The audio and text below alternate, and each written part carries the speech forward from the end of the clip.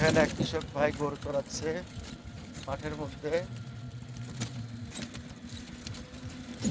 পানি আর কয়েকটা দিন পরে আসলে কৃষকের জন্য একটু ভালো হতো। জমিতে প্রচুর ঘাস হয়েছে,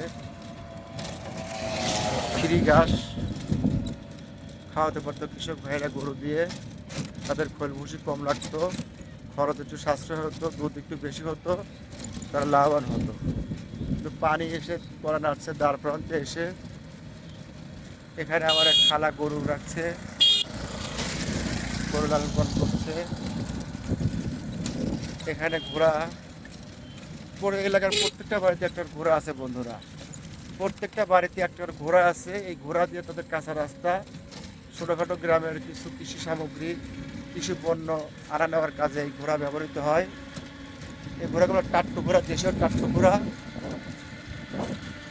দেশীয় টাট্টু ঘোড়া এগুলো। এটা বিয়াঙ্গারো গ্রাম, সামনে বিয়াঙ্গারো বাজার, সামনে বিয়াঙ্গারো বাজারে চলে এসেছি। বন্ধুরা ভালো আছেন সবাই, ভালো থাকবেন। চলে আসলাম আমরা সেই ভাইরাল বাজারে।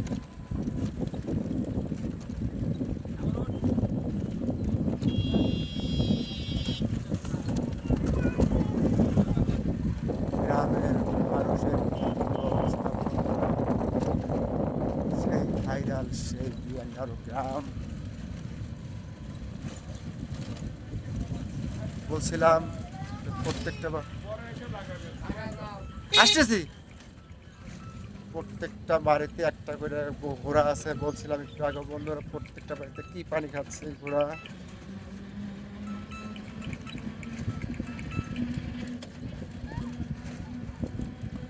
ঘোড়া পানি খাচ্ছে, পচা পানি।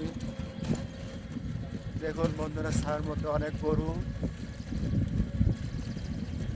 গরু পানিটার কয়েকটা দিন পরে আসলে ভালো হতো, গ্রামের কৃষকরা ভালোভাবে খাওয়াতে পারতো।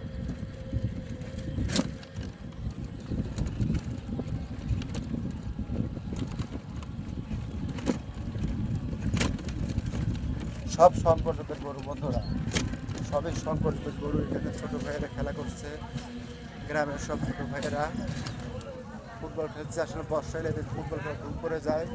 আর বর্ষা না আসলে এখানে সবাই সবচেয়ে ফসল থাকে, ফসল থাকে যে কারণে মানুষ খেলাধুলা করতে পারে না। তারা